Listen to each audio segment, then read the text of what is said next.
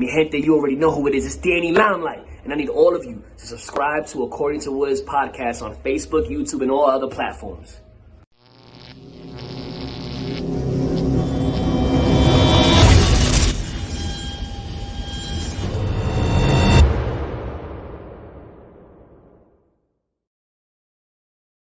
What's good, party people? This is According to Woods, and I have the honor and privilege of talking to my friend. She is a Brazilian Jiu-Jitsu purple belt. She is the brain trust of Thirsty Fighter. She's the one and only Diane Maier. Diane, what's going on? Us, how are you? How are you? It's crazy, huh? What is happening in the last 12 months? Good Lord. What hasn't happened? I mean, I think Right. Sans from Lizard People, and I think we had a run-in by the Murder Hornets or what have you. Yeah. I mean, that's yeah. I mean, just I don't know, man. It's weird, and you know what? I think I have to take the blame for like 2020 because I feel like I'm a forever white belt, right? And I go through phases, right, where like I will train consistently, like for 6 months. I'm talking 5 to 7 times a week and what have you, and then not train for 2 years, right? So did that when I first started. Essentially, did that again, and I think from when I was at training the most consistent last to now, I finally got the funds to go and try a 10th Planet affiliate where like not too far from my house. That's awesome. And then like literally 3 days later, everything shut down. So I'm going to go ahead and take the blame for 2020.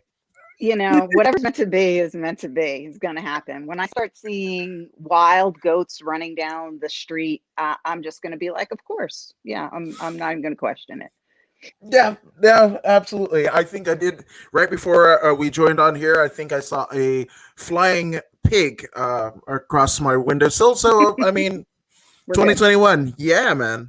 We're good.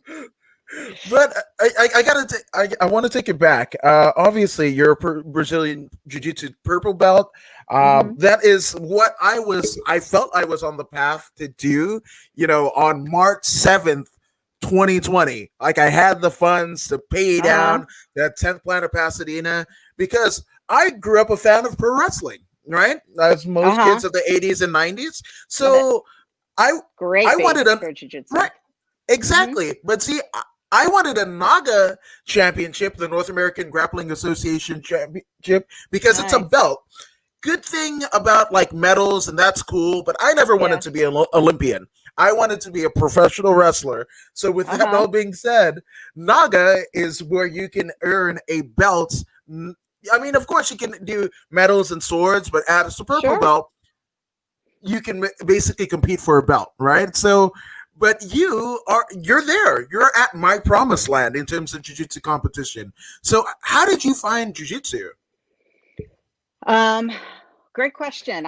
I actually started mixed martial arts. Really? And was doing some indoor soccer. It was a sports performance facility. So they would train athletes, football players for the combine. And so, you know, so in that environment, I was like, well, when he's training, I might as well, you know, do a little something. So I was just doing, and they had this mixed martial arts class. And I just thought, oh my God, this is so barbaric. Like I was so scared. I don't even know. But they had the training in the class was for, the warm up was basically anybody can join the warm up. And then if you wanted to continue through technique and then sparring, you could, but you didn't have to. So I thought, I'll try it once. And I was instantly hooked, like just instantly hooked. And then, you know, gyms close, gyms change, instructors change, and people move. And and eventually I wound up at a place that was doing Team Roberto Traven Jiu-Jitsu. And I thought, well, I guess I'll try this thing with wearing my winter clothes to work out in, which I never understood. Okay, the first time I did it, I was like, this is insanity. But a couple of instructors really inspired me, and Professor Denise Houle, who is a black belt under Roberto Traven, her style was just phenomenal, and that team just means so much to me, and the people on that team means so much to me. I mean, there's such a loyalty and love for everyone that I train with and train under. And I, again, became hooked into this other sport. And plus, it's very difficult for a woman to compete in mixed martial arts, especially somebody at my age. So I thought focusing on jujitsu would be the way to go. And I have a lot more competitive opportunities there. So I became hooked. I think it's amazing, and especially the fact that, I mean, you went from literally being a spectator, right? And Yes. and somebody else in your family's, athletic kind of achievements and everything in Mm-hmm. indoor soccer, and you kind of like peripherally, right?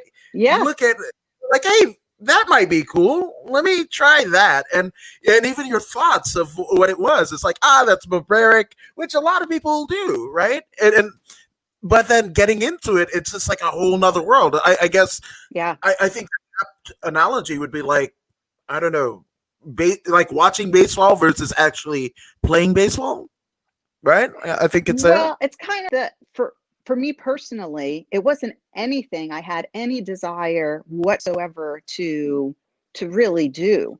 But because I saw it a certain way, what I watched on television was one thing.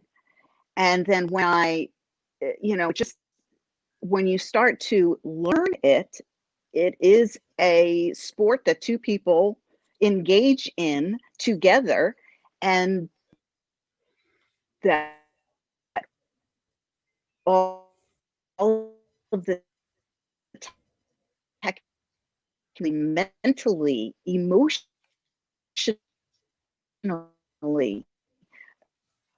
uh, a combat sport,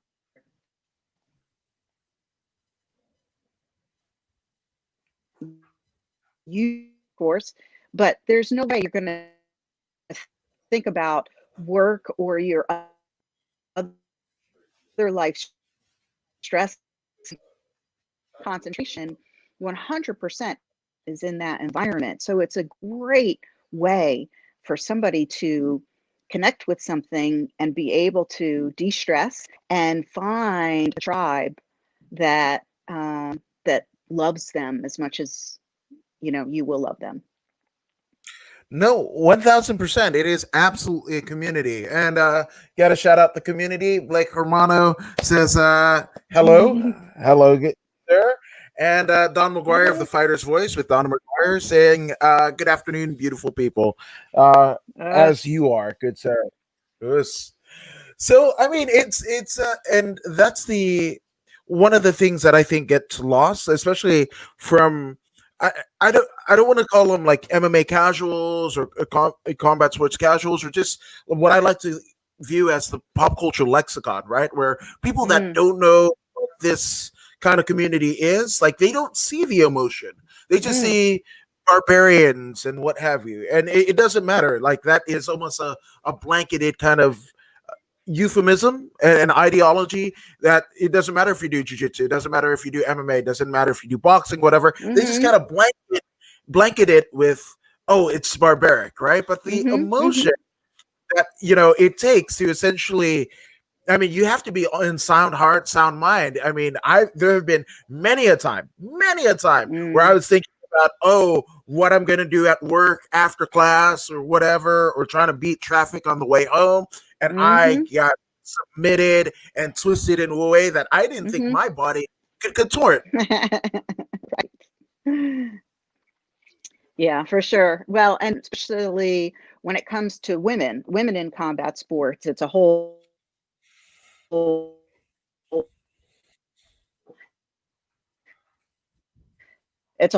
different young sport in the grand scheme of things, really.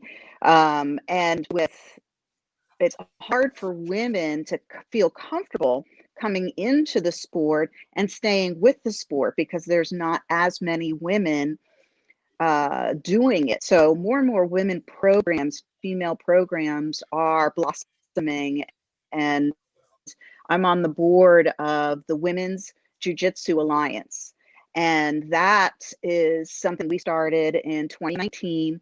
Of course, 2020 has been difficult with programming, but what we want to do are have programs like relax and rolls that give women an opportunity to come out and learn self-defense programming under the Warrior Forge project, which is Stacy Councilman. She runs Warrior Forge, and she's also on the board of the Women's Jiu-Jitsu Alliance. And we can do these free self-defense programs for women and introduce them during those programs to Brazilian Jiu-Jitsu. Because when you learn self-defense and you take a class and then 2 years later, unfortunately, you would say you have an altercation, are you going to remember that class you took 2 years ago? It's difficult, so the classes are very important, and having some form of consistency around turning what you learn into muscle memory. And I think that's the combination of those two things, self-defense and Brazilian Jiu-Jitsu, is the perfect match. No, I agree 100%, and there's a couple things to kind of unpack there because first off, the fact that there aren't as many women's programs or women female inclined programs, and it's kind of crazy to anybody that kind of hears that, because I mean this is the I guess the downwind from like a Ronda Rousey, Chris Cyborg, Amanda Nunes. You got Mackenzie Dern in Jiu-Jitsu transitioning to MMA. Like there's a notable females. There's Bia Mosquito, Yes. but it's just like still there needs to be more of a greater spotlight. Yes.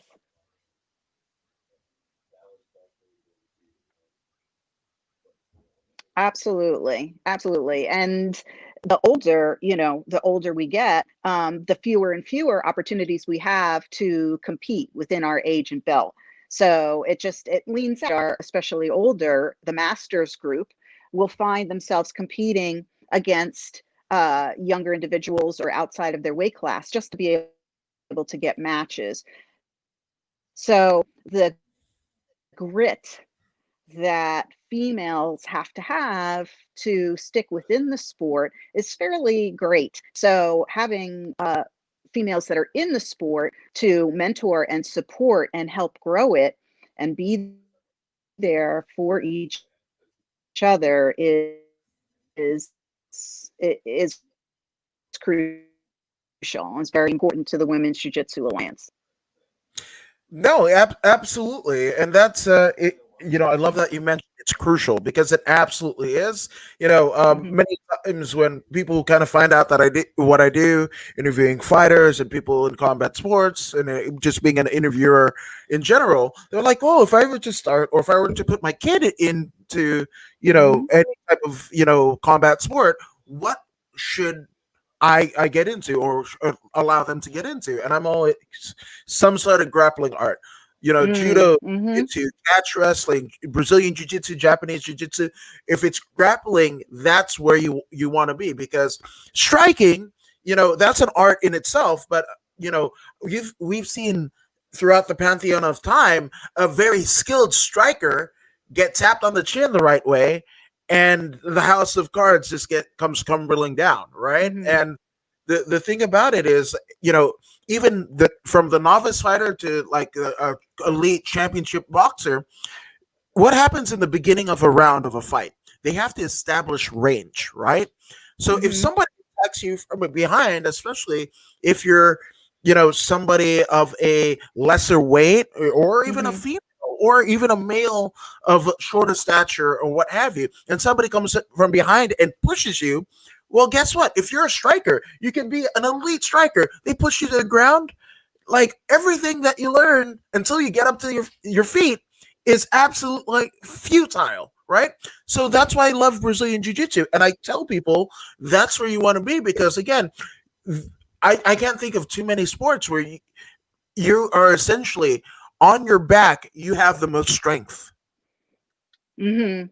Well, that's, yeah, and when it comes to self-defense, um, it is important to, grappling is very important, and being able to defend yourself when it comes to somebody trying to strike you. But like you said, in a self-defense setting, most people, when it comes for, like, for women, if they're being attacked, they're being grabbed and drugged somewhere, or yes, choked, or um, in those environments, what are the stages of escalation, of from avoidance to minor altercation to serious altercation, and how do you handle yourself, and what are you willing and prepared to do, and avoiding punches, avoiding strikes Mhm. is, and then utilizing that to your advantage, um, is crucial, again, in self-defense as well as in the art itself. No, 1000%. Now, Dana Castillo, joining over from Facebook, says, Hey, "Hey, Dana. hi, Diane. Hi, Diane." So, hi, Dana. Absolutely glad to have you here. So again, like, when did you get bit by? I mean, those who are in the jiu-jitsu community, we often talk Mm, about the jiu-jitsu bug. Once it bites you, you know you're in. Like, that's it. Like, you're a mm-hmm. loser, right? So Yeah. when did you essentially get bitten by the jiu-jitsu bug? It was under Denise Houle. She um Denise's drive herself for the sport, and the way she cares about her students, the way she, not only delivers the instruction in class, but how she cared about everything else that we had going on in our lives. And when it came to competition, she's also an instructor and a competitor. Making sure that, how are we handling our weight? How are we handling our sports performance training outside of the gym? How are we handling our drilling and studying of the sport? How are we supporting other women? How are we doing with, again, emotionally? What do we need to be able to help us get to these goals that we have? Understanding what our goals are. She looks at you as an individual, not as a class. So each one of us is very, you know, sh- she understands what you need as an individual to bring out the best in you. And those are the best instructors that understand how to bring out the best in you as an individual to be the best at what you can be.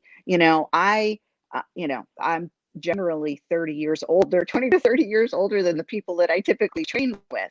So I'm not going to have the pace and speed or strength or whatever it is, or flexibility, that a lot of other people are going to have. So their goals are going to be different than mine. But I still want to compete. I still want to win gold. I still want to be a world champion.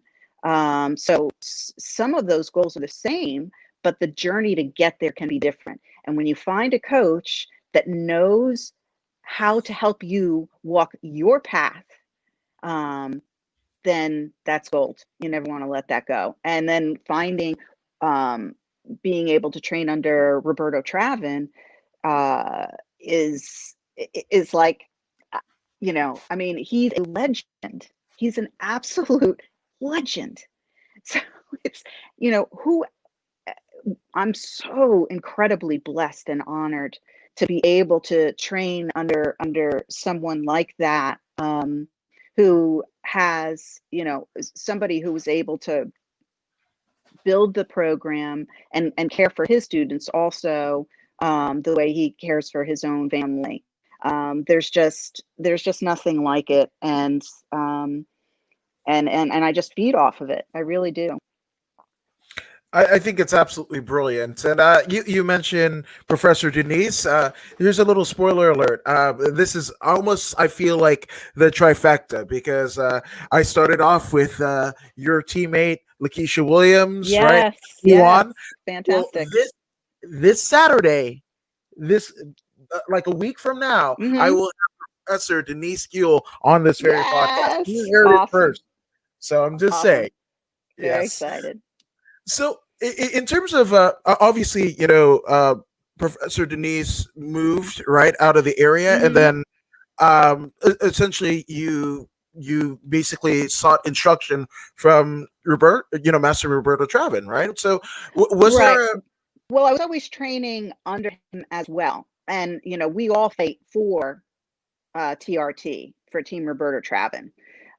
So oftentimes we're, even before Denise moved, oftentimes Denise and I are taking his class together, oh as well as I'm taking her and Professor Travin. So that isn't anything that's necessarily new. It's just, as we evolve and as the programs evolve, and I've also had quite a few injuries that I've had to recover from, some more significant than others. Um, but yes, I've been blessed. that's amazing. That's amazing. Now Dana says, "Hey Woods, hi Dana," and he also says, "Yay, Yes, Professor I Denise." know. Absolutely. That's happening. That Yeah. that's been on the works. And I So train with Dana too. She's awesome. Love her. that's a Love her. Dana, which you might get a Yes. DM, Mademoiselle, because you might be here. So I'm just saying. Yes. She's Yes. amazing, and she also has her and her beautiful, beautiful, beautiful boyfriend have a wonderful gym, Tsunami, which is also does a lot of great programming, and I've been blessed to train there as well. Ye- Oh, that's excellent. Cross training. That's variety is the spice of life. So to get Exactly. different looks on your game, that's crucial. Yeah. And I mean, speaking of the aforementioned Lakeisha Williams, hey Diane, Hey, hey, Chica. there you go. I'm just saying, it's all love. And oh snap, yeah. So again, you expect a DM if you're, and that's the general rule. I told Keisha, I was like, chances are, if you comment or follow me, I'm gonna look at you and go, I'm gonna be.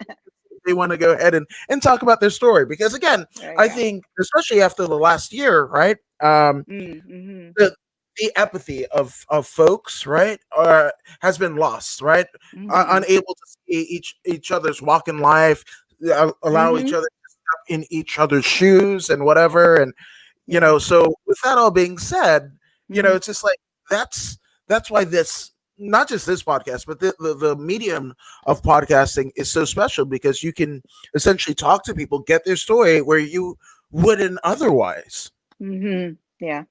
Absolutely. Love it. Yes.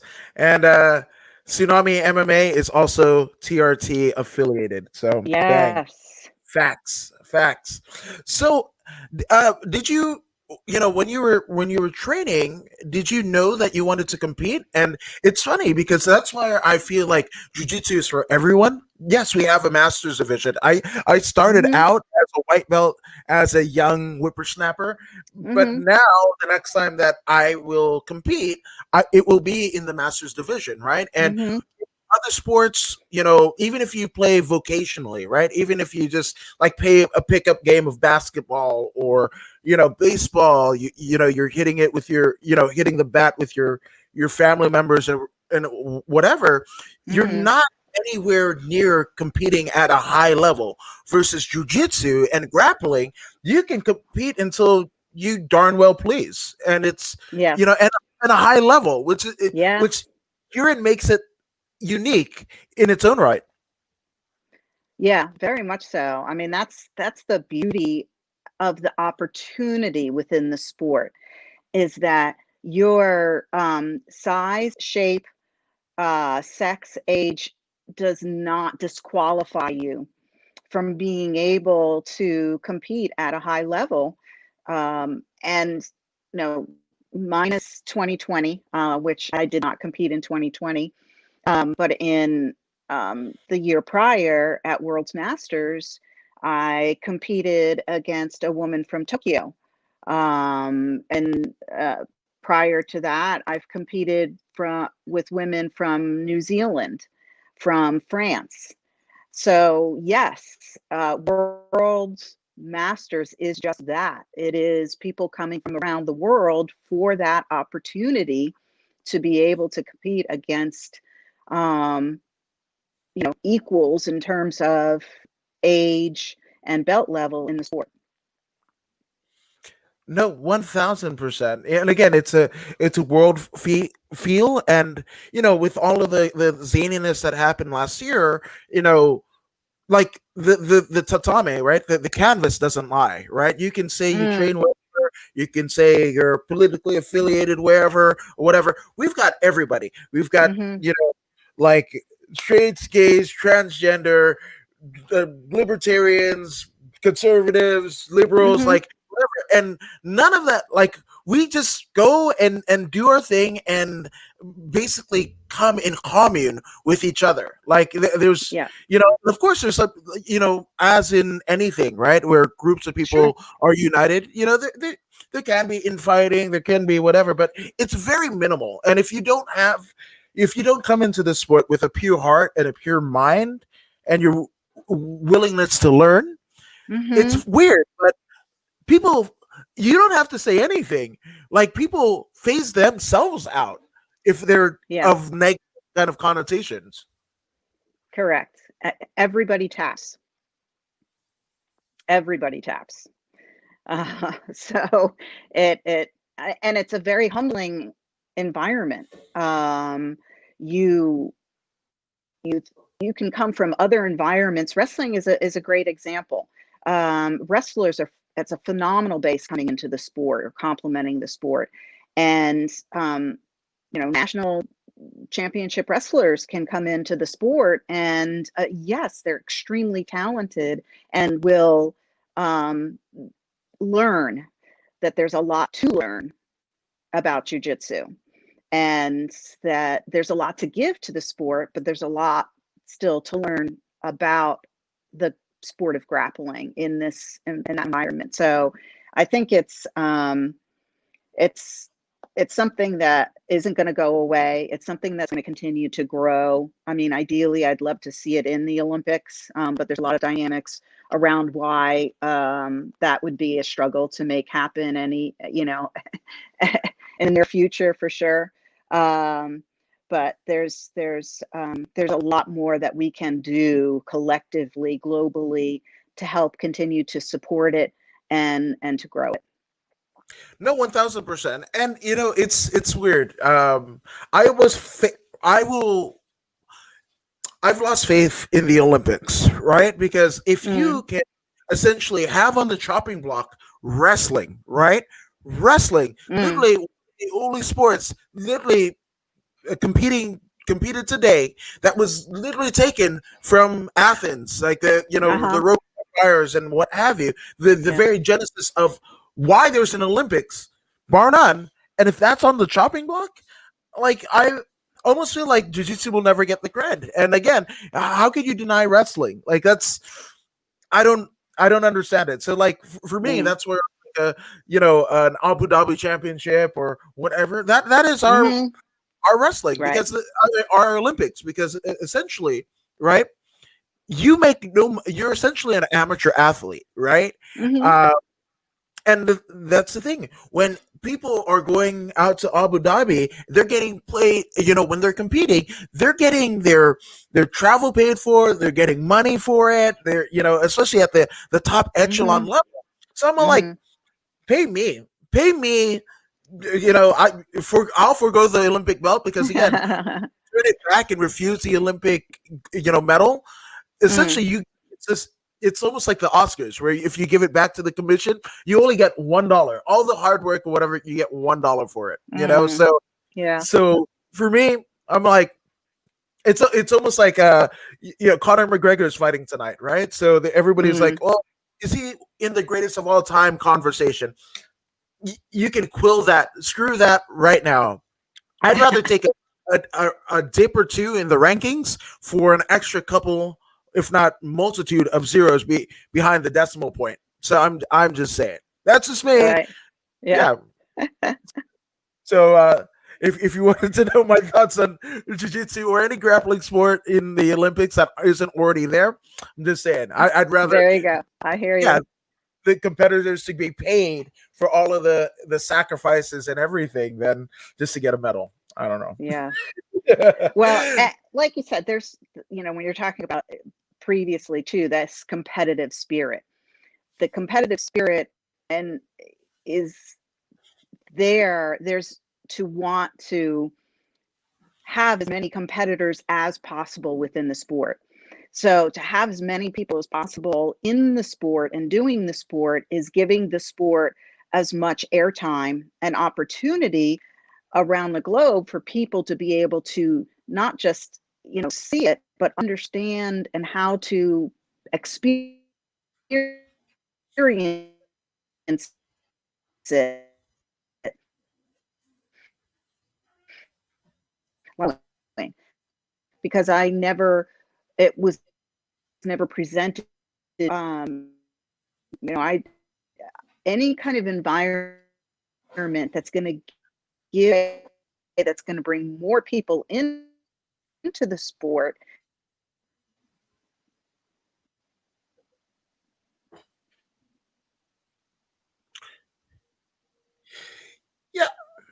Yeah, I know the exposure is absolutely needed, right? But Yeah. but that's also why I feel like, whether it be a social media presence or a thirsty fighter, right?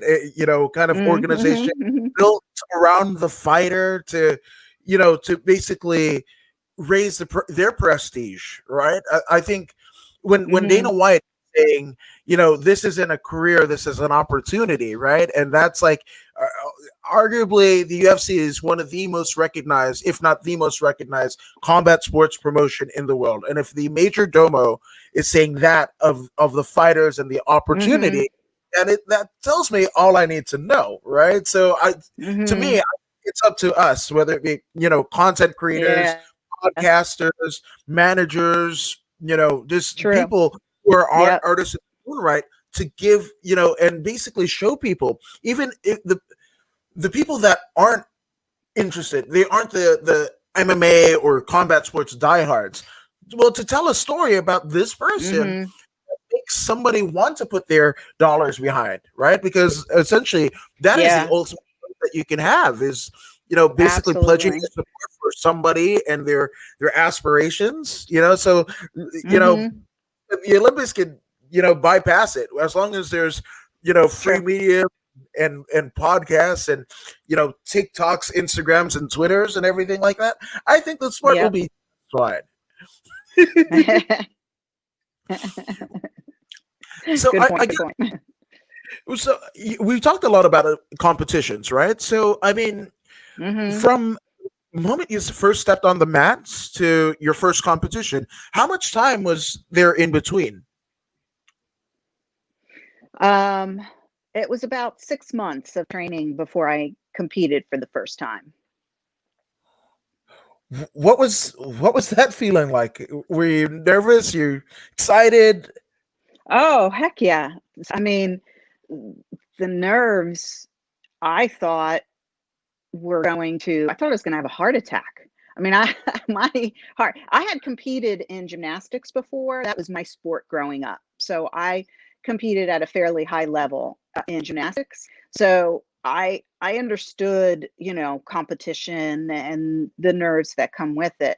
In combat sport, it's different, and the level is when you have your first match, it's only, so many minutes long.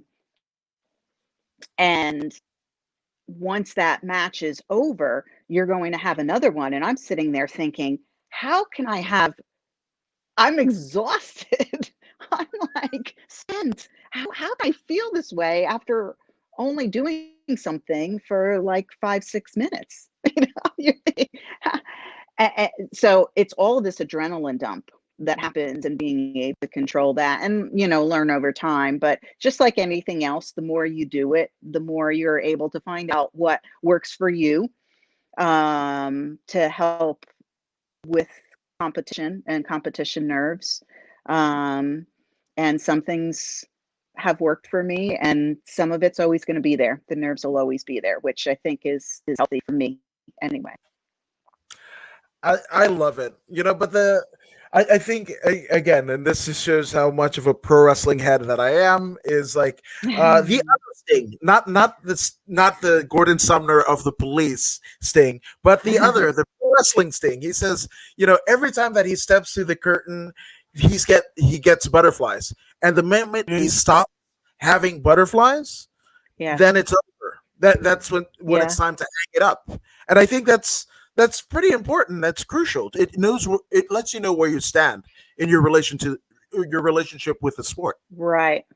Absolutely. I mean, I kind of feel the same way. There's a certain element of, and again, everybody is different. It's not, some people can have no nerves. Some people, and I have talked to a lot of different women about how they feel about competition. And I know people that have been competing in combat sports for 20, 30 years, and still have debilitating fear. So, and so I think everybody, again, for me, it's, if I'm not afraid stepping out on the mat, or not necessarily afraid, but if I don't have that heart racing and pumping, if I'm not considering the intensity of what I'm going into, it's not just the sport. It's, I don't want to walk off that mat without my hand raised. I do not want to walk off the mat without my hand raised. I'll say it twice. It's worth saying twice. So I'm out there for gold. I'm out there for gold, and I'm out there for points for my team. That's, and I want my coaches to be proud. Those are crucial, important things all for me. And I want to, show people that at any age you can do this sport. So if I'm not accomplishing all of those things, I'm not going to be happy. I'm just not. And I'm going to keep doing it until I repeatedly achieve those goals. No, that's amazing. That's amazing. And again, that just speaks to the high level competition that exists, within the sport of jiu-jitsu.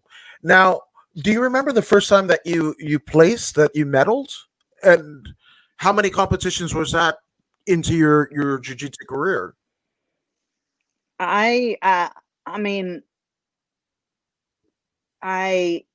because our environments, I don't have a lot of competitors. I pretty frequently medal because there's not a lot of people in, it's not like there's tons of people that aren't going to make it to the podium. I don't have large brackets. Okay. Let's put it that way. So I've been very lucky. I've done really well. And the master's level as a blue belt, I did extremely well. So I was lucky enough to win a number of world masters competitions, and also in the open weight as well. So now I'm a purple belt, and it starts all over. I got my purple belt last year, so I haven't had the chance to break that in yet. And so my goals are the same at purple belt as they were at blue belt, which is to be ranked number one, and to win the major competitions in jiu-jitsu under the IBJJF. Mm-hmm. I love it. That's, again, that competitive fire. And I can't wait until that gets unleashed on whatever competition that comes your way in the future. But to talk about Diane Maier's story, it isn't without, especially the story in combat sports, I don't think it's complete without talking about one or two things. And Mm-hmm. we'll do one before the other. But you are yourself are a burgeoning interviewer, and you on your Instagram at Yes. Diane Maier, Maier. You can check out a interview that you conducted with none other than current uh, Bellator world champion Douglas Lima. How Yeah. did that come about? And I mean, like, when can we see more of that? I'm so glad you asked. I created Thirsty Fighter because I wanted to put everything that I love together under a brand. So I've been in advertising and marketing all my life, and I'm very passionate about branding and how to um, take what is unique about an individual, about an organization, about a company, an association, whatever it is, and be able to bring that to light. And that is branding. And so in doing that, I wanted to, in 2020, I was like, what am I going to, I wanted to create that for myself. That's where Thirsty Fighter came about. Because that takes my career, my marketing passion, my branding passion, my passion for health and wellness, and coaching people, helping donate my time to working with people. I love people with entrepreneurial spirits.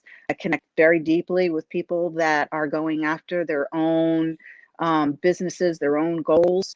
As so, and a lot of executives, they have nobody else that they report up into. So who's helping and who's working with them? So I do a lot of that. And again, I enjoy the whole mental, spiritual, physical, emotional health and wellness continuum. So I created Thirsty Fighter, and this Grit Fit series, especially in 2020, people just struggling, really going through some very challenging and difficult times. And the fact that grit is something so um, grit is something that certain people have that allows them to not only survive the most challenging and difficult situations, but thrive in spite of it.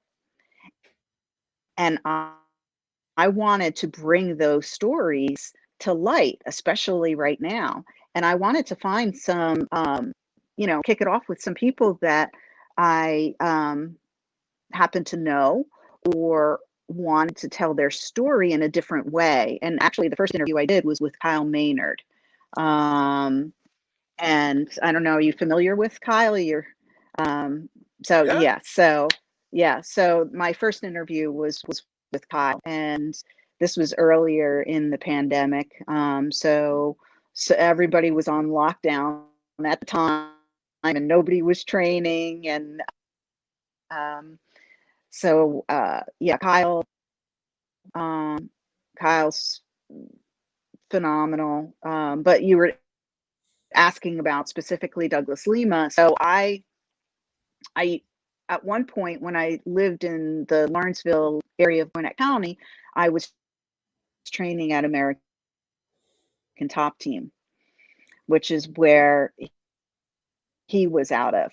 And so I knew him through there, and just the circle of MMA life and jujitsu life, and have, you know, just seen him around. And he was on crutches that whole time.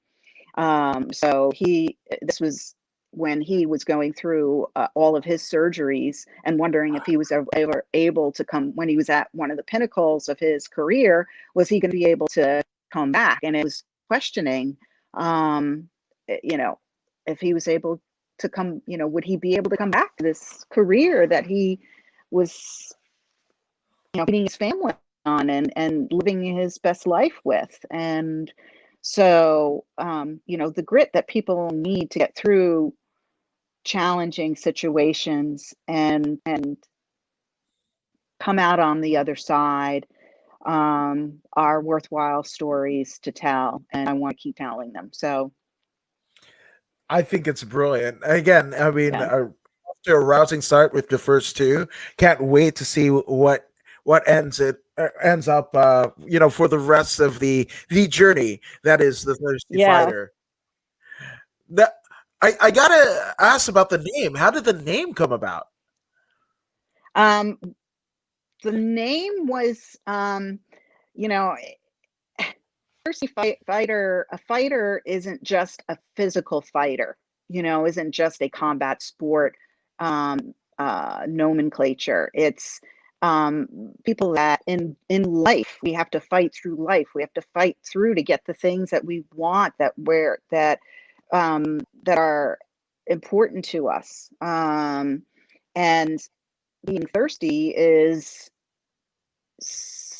always being thirsty, always going after something, um, being driven by growth, not just by goals. So, not achieving something and being like, okay, I did it. I'm done. I'm good with that. I'll move on to something. And I mean, again, you can do that, but this constant hunger to always want more, to always desire more, to always to do that extra 15 minutes of training, that extra half hour of training, that extra hour of training, that extra, looking more closely at your macros in your diet, that dialing in that technique to be able to compensate for whatever it is that you're trying to add into your game or detract from your game. All of those things that make you hungry, that even if you won competition, or you received a gold in that last competition, you think, how do I do better, versus, yeah, I got it, I'm good. Like, what else do I need to do now to even do better than what I did? That thirst to me is something that I feel very passionate about, and so I just wanted to combine those things because I feel like it represents myself, and I just wanted to put that out there, and it'll attract, hopefully, like-minded individuals. No, I absolutely love it. And again, a way to evolve yourself, right? And then Mm-hmm. able to combine your two loves. I mean, your passion for marketing and entrepreneurship, and then your love for combat sports, and kind of melding it in this awesome kind of product. I think it's amazing, and I love that your definition of what thirsty means, because to me, I'm a bit of a language kind of aficionado, right? So Uh-huh. they're thirsty in common, I guess, terms and layman's terms, has gotten a kind of a bad rap through, like, hip hop videos and thirst traps Mm-hmm. stuff like that. But like, you explain that to somebody in, I don't know, the war torn Sarajevo, right? That is actually thirsty. You Yeah. look at Justin Wren is doing, and basically using his fight acumen and notoriety to build Mm-hmm. wells for people in countries that don't have clean water, right? So I Yeah. love your Yeah. connotation of thirst, rather than the kind of the one that's percolating right now in the pop culture lexicon. So for my Yeah. money, your definition of first wins out for me. I appreciate that. And it's, the um, we are to I think we're on this earth to be servant leaders of each other, to help support and guide and grow each other collectively, so we all rise together. And helping people regardless of where they're at and where their place is at is also really important to me.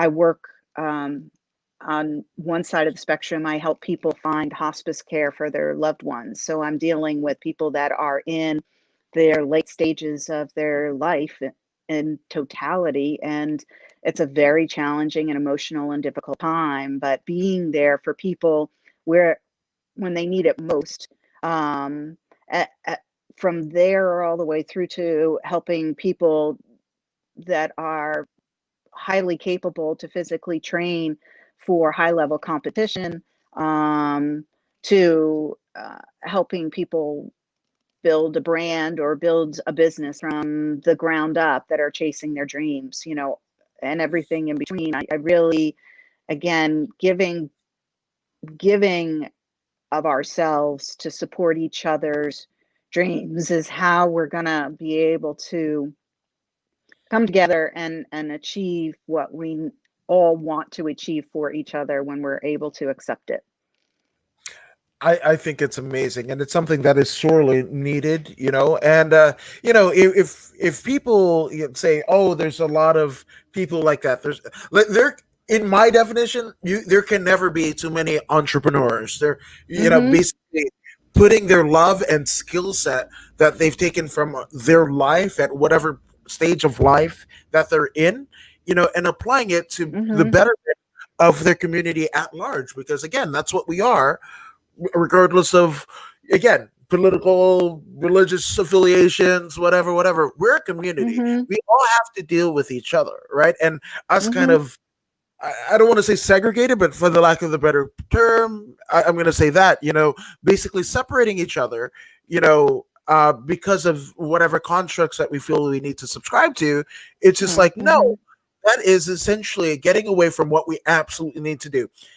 With all of this, all of the problems, all of the animosity, all of the love, all of the respect and lack thereof, the hate, the grudge, and everything like that. Here's the thing: we actually have to put, at some point, if you really want to be better, we have to put Mm-hmm. all of that on the table and begin to talk about it and to begin to assess it, to begin Yeah. to empathize with each other, Yes. No, absolutely. which is for what, with all of the technological innovations and everything like that, we kind of lost that, right? Because you could teach Yes. being nice, right? But you can't teach anybody to be caring or considerate. Like, that is something that I feel comes from your heart. And again, for everything that, I guess, as a society that we were doing right, we kind of lost a couple things along the way. Yeah, absolutely. I mean, without knowledge, without really deeply understanding what the perspectives are of another, you're not going to be able to come together. We can't be at empathy, um, without really deeply understanding everyone's situation or the situations of those that we're, trying to engage with. So that's absolutely crucial. I mean, it's not not to get in anything specific, but I think we we just can't make assumptions, and we do way too much of that. No, 1000%. But you are somebody who has had, a litany of people. And Keisha says, yep, she speaks the truth on this. 100%. My girl. Yes, 100%. Now, obviously, there have been many people, both professionally, personally, through jujitsu and otherwise, that have help shape your perspective and your empathy for the world. So Hmm. I want you to get some shout outs out of the way. Take as long as you like for some of the people or organizations that have helped you get to where you are. Oh my gosh, that's there's it's first of all, I do want to say it is literally everybody. 100% everybody that I encounter, I'm learning from. Whether it's what I can glean from it, help, or to do or not to do. I mean, I'm learning from every engagement that I have. Um, TRT, Team Roberta Driven, is a deep family. a very tight-knit family, and I, I, you know, I feel like I'm such a part of, everybody there, that they support me so much in what it is that I'm trying to do. And when I'm not seeing them, when I can't train, when I can't be there, um, I'm at a loss. Um, and I Lakeisha, my girl Keisha, and Juanita and Dana, my besties Denise and Nicole. I'm just, forever grateful for getting connected into the sport and being able to share so much with each other. Denise and Nicole and myself are very intertwined in a lot of different projects. We're constantly, the things that we find, we're constantly coming back together because we have the same values and the same goals. So we can work on independent projects, but still come together. They all stick together in some way, moving forward in the same direction.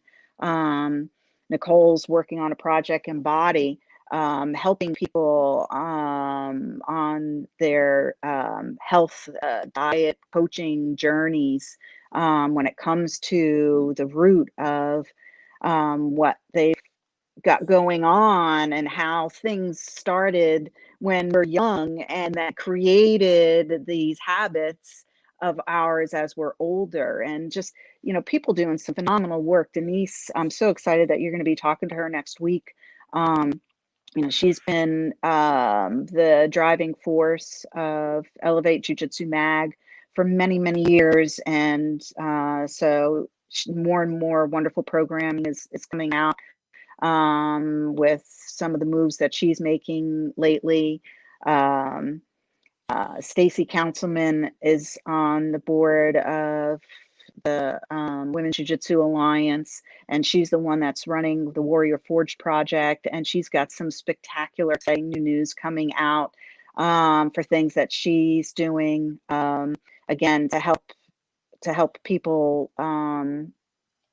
I just, Roberto Travin is, all of that he gives to his students, to his, beyond the training, again, helping people. He's there any given point in time that you need help and support from him. And again, this is a legend. This is somebody that, the spider guard is him, is Roberto Travin. Mhm. And he, what people don't understand, or maybe don't realize, is there's not a whole lot of money that these coaches get paid. They're not living in some, big mansions based upon what they're getting paid.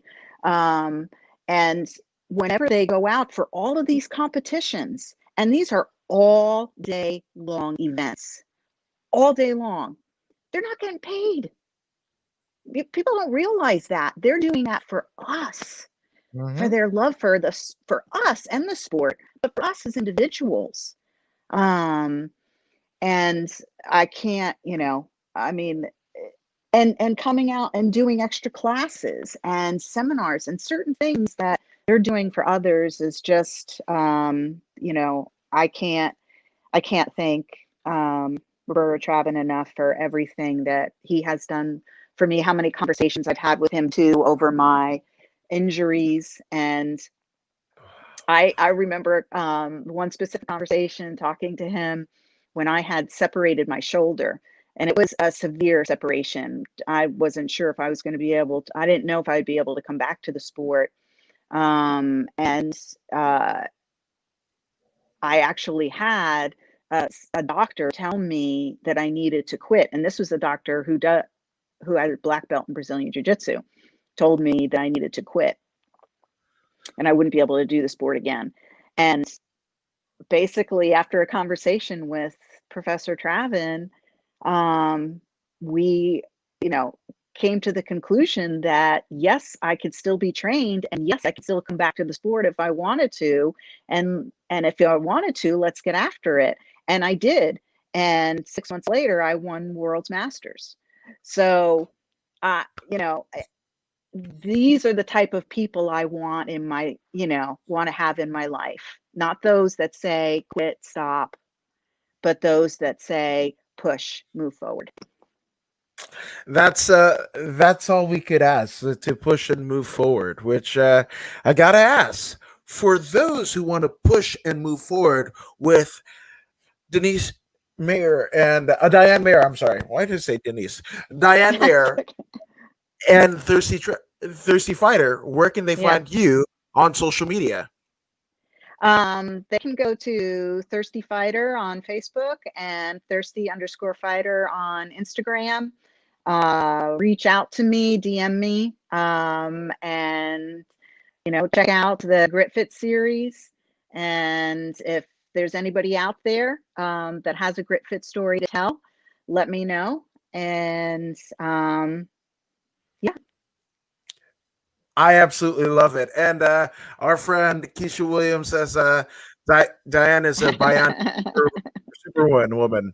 FYI. Just in case you didn't know, thank you for expelling knowledge to us, good Keisha. But again, thank you, Diane, for joining us here at According to Woods and sharing your story. And go ahead and follow her and Thirsty Fighters exactly where she told you to, because that's what you should do. I am doing it. You should too. And if you haven't already done enough stuff, I warmly encourage you to go ahead and like, share, and subscribe to the According to Woods podcast on Facebook, YouTube, and yes, Twitch.